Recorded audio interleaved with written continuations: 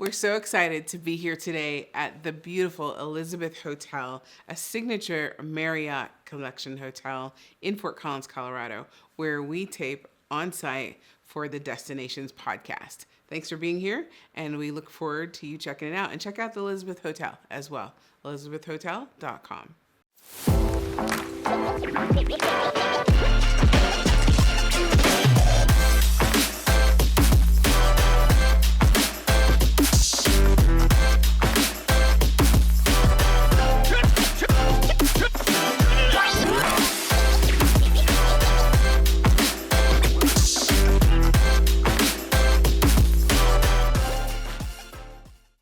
Welcome to another edition of the Destinations podcast. I'm your host, Doni Aldine, and today we are here with Brianne Kirkpatrick Williams. We're going to talk about her background as a geneticist. Is that correct? Is that a good title to use? Genetic counselor. Yep. And how that fits with adoptees and people who are using genetics and DNA to find out more about their background and how it's affected her own life as well. So, without further ado, welcome, Brianne. Nice to have you here today. Thank you. Really excited to be here. Oh, fantastic. So, I messed up your title. So, what's the difference between a geneticist and a genetic counselor? So, we tend to think of geneticists being doctors who get a specialization, like medical doctors who get a specialization in genetics. Okay. Genetic counselors, it's a separate training path. It's a master's degree training. Okay. And I completed my training in 2005 at Northwestern, and it's a combination of genetics and counseling. So we work with people. There are many different types of genetic counselors. So there's people working in maternal fetal medicine. That's where I started my career. Mm-hmm. There's people working with adults in oncology clinics. So cancer genetics have a lot of genetic counselors involved. And then there's genetic counselors who do things outside of the box, like myself. Okay. So I usually have to explain what a genetic counselor is and then follow that up with what I do specifically, because I'm like a unicorn. There's not really anyone else doing what I'm doing. Unicorns.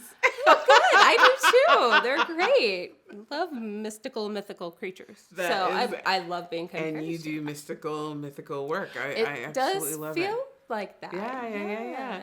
You know, it's interesting. So you work specifically with adoptees. I mean, broader than that, but that's a big part of your work, correct? Yes. Yeah. So I work with adoptees and also NPEs, not parent expected, and donor conceived people. I also work with their family members. So if you think of like a person who's donor conceived, they also have their parents that raised them, also called the recipient parents, and the donor. And so there are many different people impacted by one person's conception. And everybody needs support, because you can't support the person in the middle if you aren't understanding everyone around them and the type of experience that they're having. And in working with people who have been adopted, I've also worked with adoptive parents, and there are a lot of similar experiences and emotions, and some that are very different. And what I've learned with working with people on all different sides is that finding your community and other people who understand is the number one most important thing. Yeah. Followed by working with a counselor, a therapist, or a coach when the time is right for that person. And understanding that Rome wasn't built in a day. So not everything can be solved in one day. Emotions change over time. We are humans. We are not perfect. Relationships change over time. And so you can't predict the future based on today. So I love the work that I do because it allows me to connect with people one-on-one. And it doesn't matter to me their story doesn't matter to me as much as their humanity. And that's the most rewarding part of my work. Well, I love this so much because the mission at Cultures is to enhance community and foster human connection with people who are in between culture. So another interview that we will have on the podcast is Dr. Paulette Bethel, and she at one point was the CEO of an organization in Hawaii that deals with adoptees. And she and I would have the conversation very often about the connections that we would see, and she especially would see in her work with adoptees versus, or at that nonprofit, which is where she was, versus TCKs, and that in-betweenness, and how people are searching for that identity and trying to figure out where they fit. And that's a thread that goes through all of the NPE discussions that we've been having as well. So I find it interesting that you use the same words to describe your work that we use to describe what we do for our community as well. So with that, I would love to hear, how did you get into this? What made you interested in it? I mean, who becomes a genetic counselor? Yeah, right. I know. Like how I remember first finding out about the profession when I was in high school. And it was the time of like DNA just first being used in crime solving. And I learned about Huntington's disease and how genetic testing was now available to predict this in people in a family before the symptoms even developed. And I was like, whoa. So in college, I took a genetics course, and I was like, this is what I want to learn about the rest of my life. It's so fascinating. It's always changing. We think we understand it, and then it's like, nope, here's a case to prove everything we thought was true. Well, there's more to it. And so I sought out, I educated myself about all the different training programs and shadowed genetic counselors, which is really hard to do now because there aren't, it's a small profession, and it's limited by the number of clinical rotation spots.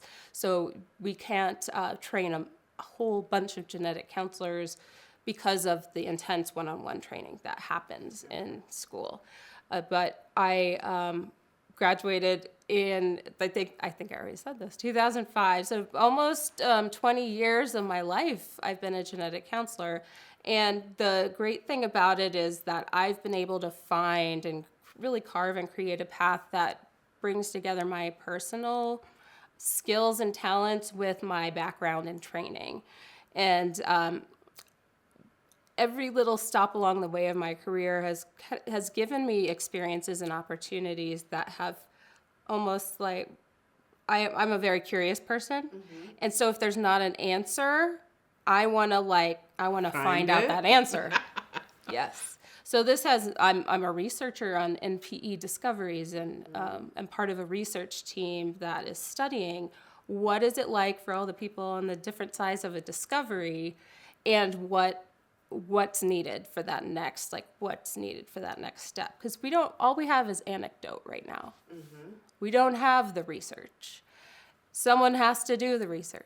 So it's really, and that's a part of my professional life where I'm interacting with other people versus like being out there on my own. Because I've done a lot of stuff out there on my own. Because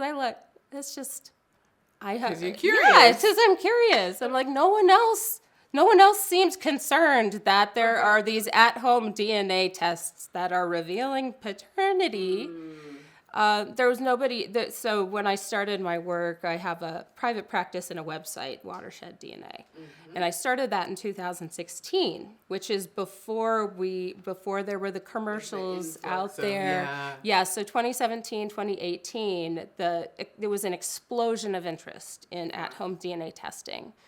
And that's around the same time that genetic genealogy really exploded. Like, people are getting interested, watching shows like Finding Your Roots with Henry Louis Gates Jr. That's a huge inspiration for a lot of people to start asking about their genealogy and realizing, wow, there's like records I can go search for.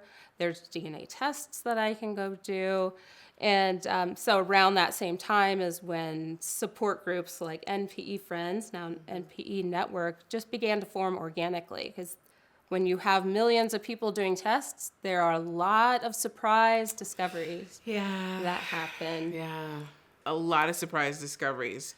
So those are quite a few of the ones that you work with, correct? I mean, well, you have adoptees. Yeah. Those aren't going to be surprises. Right. So I've worked with people that get the surprises and other people who have known all along that either they were raised by a single parent and didn't know who their parent was, or they were donor conceived and it was an anonymous donor, or an adoptee who's known that they're adopted, but it's just now the right time for them to search. So I've supported people in getting started on their search for biological family and things to think about before you get started, because it's there's a lot of gray. There's not a lot of black and white when it comes to like, when's the right time to search? What's the right way to reach out? Should I use Facebook message or should I send a certified letter? Like, these are all the little detailed questions that that until you're at that point of the search, you don't think about it. It's just like, oh, I'm going to go look for my biological father now. It's not so easy. Wow. I mean, that is a little mind-blowing, because I'm thinking, okay, you'd find out who they are and then you'd pick up the phone and call. But yeah, there's a lot of emotion. There's a lot of consideration, a lot of thoughtfulness that needs to go into what may potentially be a bombshell, right? And DNA testing sometimes is not an exact science when it comes to predicting relationships beyond like parent-child. So someone might show up as a half-sibling in your match list, but they could be a first cousin or an aunt or uncle, just because of the way the DNA works. Yeah, it's a random assortment. You can share more DNA with some first cousins than you do with others. So that's an aspect of being a genetics expert first. People had questions that I was qualified to answer based on like understanding inheritance and doing a lot of work in the as a search angel. So the search, have you heard of that term before? I have not. So search angel is a term that's given to people that volunteer their time to help someone in the search. Okay. So there are now organizations, groups of people that are trained search angels. So they don't have a genetics credential or background like mine, but they've either done it on themselves or on a family member, and they've developed the skills for doing the DNA test, looking through the family trees, building the family tree to figure out where's everything intersect, who's the likely dad, who do you need to test in the family to prove paternity, because sometimes you get a group of like 5 brothers and you're like, all of these brothers are potentially the father. How do we know which one it is? Do you have to test all 5? Well, not always. Sometimes you can do process of elimination based on like the age, because if someone was like 5 years old at the time, so you can remove it, or if someone was living in a different part of the world, and so you don't always have to test everyone, and sometimes people aren't available to test or not interested in testing. I was gonna say, don't want to test. Yeah, and every situation, every family is unique. And I don't see that as a negative. I actually see that as a beautiful thing, because it also means that you can't predict what's going to happen. So, it's so funny. All of a sudden, what popped into my head is, Maury Povich talking about, you are the father. So when you talk about the probabilities, mother and parent relationships are solid in terms of DNA, correct? Yeah, so once you see a parent-child match, unless one of the parents has an identical twin sibling, which has happened in the past, that a identical twin brother has showed up as the father when it was the other one, or the mother. But that relationship, because of the high percentage of shared DNA and solid sections of chromosomes that pass directly from parent to child, that relationship is not really something that can be reported wrong. I will say, though, that the type of DNA testing that Maury Povich uses, it's a different technology than what the companies like 23andMe and Ancestry use. They use a kind of technology called genotyping, and that is not what is like court-ordered paternity testing. Is a different type of genetic testing where they do bring in probabilities and look at fewer markers. Oh, really? Fewer markers? Fewer markers. Why for fewer? Paternity. Because you're only looking for something specific? Right, and because you're only comparing one person to one person Gotcha. in paternity testing. Okay. Over at 23andMe or Ancestry, You're looking My for the full Heritage, you're background. you're taking one person's DNA markers and running it against the entire database. Wow. And those databases, there's over 40 million people have their DNA in one or more of the different consumer test companies. Wow. Yeah. So this has affected your own family as well, right? It has. So not myself personally and not in my immediate family, but because I interact with people that I match by DNA through the messaging systems, I've made a discovery of 7 surprises, and that's between my Seven in but- your family. Yes, between my ex-husband's family and mine combined, 7 surprise discoveries, and some of them were people who didn't know who their biological father was, and they're just trying to figure out the identity and not necessarily make a social connection. Okay. They're just trying to figure out, like, I'm trying to figure out who my biological father was. Can you help? And so after being involved in some of those, like helping someone identify the person in my family, I realized this has one discovery can impact so many people, and you have to be really careful about honoring and respecting the people most immediately impacted. So not letting it spread through a family, really trying to go to the person that it affects the most first. Not always possible, but that's why, every situation,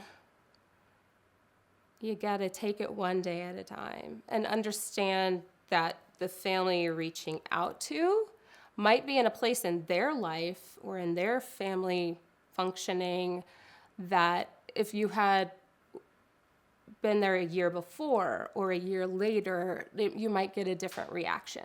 Right. Yeah. Wow. Family dynamics they can be so volatile. They're so sensitive. There's so much that goes into it. Yeah.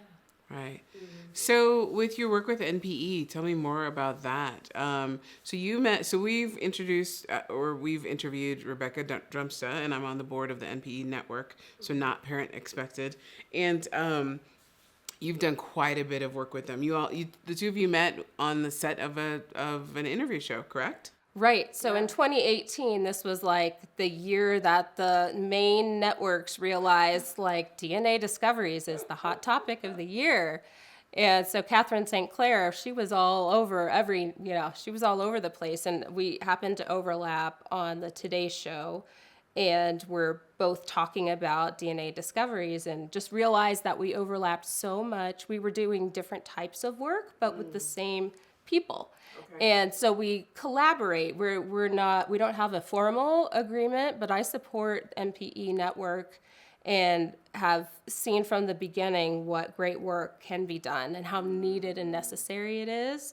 And I'm over here kind of doing my one-woman show, but that's just how I operate. I like to write about what I'm learning about. I like to encourage people I work with to journal and write about their experience, and then I share it on my blog. So I've spent a lot of time developing free resources on the internet, available through watersheddDNA.com, so that someone at 3:00 in the morning, they're on their computer feeling like they're the only person on the planet going through what they're going through. They can find their way to another story like theirs and find the list of resources. There are organizations. NPE Network was the first, but there have been others since then that have developed. So where there's a need, people show up for each other. And that's where I find my passion. Like, I come alive when I'm able to help people find their way to what they need. That's wonderful. So I know you've been working on a book for a long time. Well, you have a book. Yes, Tell us about that one first. Yes, so I in 2018 or maybe 2019, time since the pandemic is like nebulous. Yes, exactly. So back then, And almost irrelevant. right, I know it's like a different world now.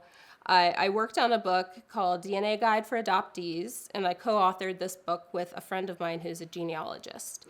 And we came together to write a book for adoptees that helps prepare them to search, helps them understand how DNA and records fit together in searching and identifying biological family. There's a section on the medical impacts of being adopted and what testing is available that has medical information available, because not all adoptees have family medical history. Or if they do, it's limited to the past. It's not like current. So the book was written mainly with the adoptee audience in mind, but the information in it could really help a lot of people, NPEs that decide that they want to search and identify biological family or search for medical information. It could help donor-conceived people. So I've been trying to work on a book since then, and there's just been a lot that's happened since 2020. Yes. Just a little. Just a little bit. Just a little has happened since 2020. And it's almost there. It's like I'm in the third trimester of this book pregnancy, I feel like it's almost there. And with this book, I'm hoping to help anyone who reads it understand how genetic information fits into us forming our identity. That whether the DNA test is for a medical purpose, or you've done that DNA test because you want to see, is my genetic ancestry, am I really German or am I maybe Italian? Okay. You know, like someone who wants to find out not necessarily about family, but about genetic ancestry. That can fit into your sense of like where you fit into your world, like the worldview. I took a health DNA test, and that was a little shocking. I didn't know you could be so specific. And actually, that has some identity implications as well, because traits that you have go back to your DNA. Like, I'll never forget when the doctor, you do the DNA, and then you have all these doctor visits to explain all of these health-related items that are part of you, right? Right. And he said, and don't ask me the markers and all the things, he's saying all the things that, well, you have gene blah, blah, blah, blah, blah. And because of that, things roll off very easily. And I was like, that's in my genes. You can have a gene for that. But here's what it did that was, I think, so helpful in terms of identity and family-wise. It really helped me understand my family, because they're not like that. And I literally, a couple of years earlier, had said to my mom, that was like when you were 5. It's been 70 years. Why are you still harboring X, Y, and Z, right? And the minute he said that, because it's true. I mean, things don't affect me for very long. If it's a long time, then it was a big hit. But as I get hits, they're easier and easier. They roll off more quickly. And so it was really good for me to understand that it's not that way for everybody. You can't just say, well, why don't you do this? What's the big deal? It's not anything major. Why are you devastated, right? It literally could be in your DNA that hits you, affects you, and you need a long time to process it. Yeah. Or it may never go away for you. Yeah. Well, we are all products of nature and nurture. Yeah. When the nature versus nurture debate comes up, I'm like, it's not one or the other. It's both together. It's not an either or, it's an and. Right. So that makes a lot of sense. Interesting. And until especially talking to you today and with our talk with Rebecca in another episode, it was interesting to see. I had no idea there's all these DNA tests. Oh, yeah. There's something like just on the medical. So there's like medical testing that's typically done within a medical system or ordered by a physician or a nurse practitioner. Some states allow genetic counselors to order testing, not all of them. I think it's like 10,000 different options. Wow. Because you can have a very specific test for only one condition, or for the genes associated with one condition, or for one gene, or a panel test where you'll have a set of genes all tested, or genotyping, or sequencing, and then within sequencing, there's the exome and the genome. So that's why we have genetic counselors, because there's no we way. need you, because I don't know what you're talking about. No, like, what if you walked into a shoe store and your job was like, buy a pair of shoes? Would you know? Like, someone's like, go buy me a pair of shoes. You need more information, Right. and you need someone to help guide you to the right pair. And You that's need what a comfort. genetic Are you counselor. trying to be taller? And are you running? Are you going to an event? And then, wow, yeah, that's a really good analogy. Yeah. And so genetic counselors as a whole have been very slow to accept direct-to-consumer at-home testing because there are a lot of questions about, like, accuracy and does this have any impact? And if we Is it give because this of the way the person may have conducted their test? Or So there's a long history to it. Okay. Things are different now than they were in like the early 2000s when direct-to-consumer testing was first becoming available, and the FDA wasn't involved in any oversights yet. And there were some sketchy companies out there selling tests. Those don't exist anymore for the most part. And there wasn't a lot of understanding back then about why it would be so important for people to be able to access it directly themselves. And there's been a shift towards greater acceptance of the at-home test concept.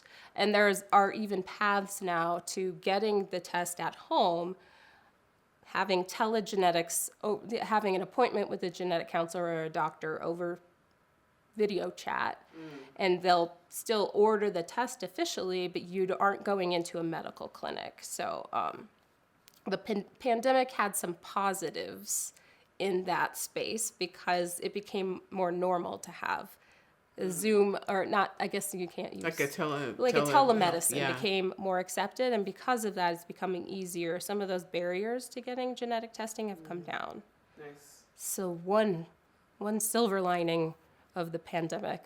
So what is your hope for the future of this? I mean, you spoke about how it's really difficult to train genetic counselors because of the one-on-one that is necessary. But as I listen to you, I'm thinking, but we need more people like this. So what's the solution there, and what do you think will happen in the future? Yeah, that's like two big questions. That could be a different conversation, but I think my short answer would be, in the future, we'll be using chatbots and AI to do more of the education on genetics, and then that frees genetic counselors up to use the human skills that you can't train AI to do. Being present with someone when they're getting news that they really weren't prepared for about a diagnosis, like a genetic diagnosis. And then after that, I think we're going to find our way to a future where we can't replace humans with AI, but we're going to find a way to have those two things work together so that more people can work with a genetic counselor, get the information they're looking for, but not be left floundering to figure out where to go next. Nice. Wonderful. Well, this has been amazing. I have learned so much in a short period of time. And I'd like to close by just asking if there's anything that you think we should know that I have not asked you. Oh. Do I get a turn to ask you a question? Of course. So I don't know how you became connected with MPE Network. Okay. Would you tell me a little about that? Well, I'm on the board now, and I'm super excited about that. But, and in our podcast, we have conversations with Dr. Paulette Bethel. We have, who's part of NPE Network, and Rebecca Drumster, who is now CEO of NPE Network. And way back when Paulette had a very shocking discovery from her DNA, that's when I first was introduced to this world. And through Paulette's interaction with what at the time was NPE Friends on Facebook, and that group, and seeing, now Dr. Paulette has great and extensive work with, you talk about the human aspect and really understanding people. And we've worked together in the third culture kid world, which is what Cultures is about, and that cultural in between.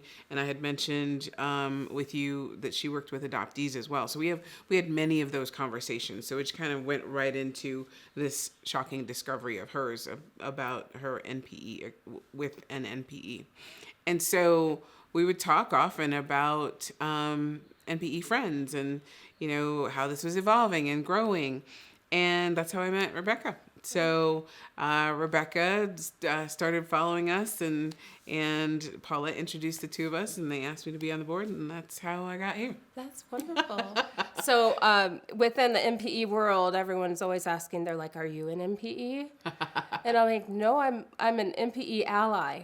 So it's great to have allies. Yes, I think I'm an ally. You know, when we had the podcast with episode with Rebecca, I did say, you know, a lot of times I wonder, am I part of this family? I mean, the more I talk to you all, I look exactly like both of my parents. You know, like if I'm with my mom, people think I look like my mom. If I'm with my dad, people think I look like my dad. I have their habits, all the things. So I don't think there's any chance that I'm not their child. However, the more I speak to you all, yeah, I keep wondering, maybe I should check. It just means that you're a caring person, and and that's what I explain to people. I'm like, I work with NPEs because they're human, just like me. Yeah, I've had yeah. a different set of life experiences. I've had trauma in the past, different trauma, but it is a common. There's a more in common that we have. Right. Than what's different. Difference. And, you know, my body of work is in media marketing, multiculturalism, and we really focus on that cultural in between. So people who have a foot in two or more cultural worlds. And a lot of times adoptees have very similar experiences, thoughts, feelings as people in this world, right? And that identity question is a big one. Who you are, how you grew up, nature versus nurture, all the things that you spoke of. And so those are a big part of what I do and a big part of the conversations I would have with Paulette. And it's a natural fit. Yeah. Well, thank you for answering my question on your podcast. Well, I'm sure it helped some other people as well. So thank you for being here. It has been a pleasure. And I look forward to hearing more. It's just fascinating about being a genetic counselor and how that helps, I mean, really the world. So I appreciate the background and the experience that you bring. And I hope that you all come back to learn more about not just NPEs, not just genetics, but the cultural in-between and how it can help you live in full color.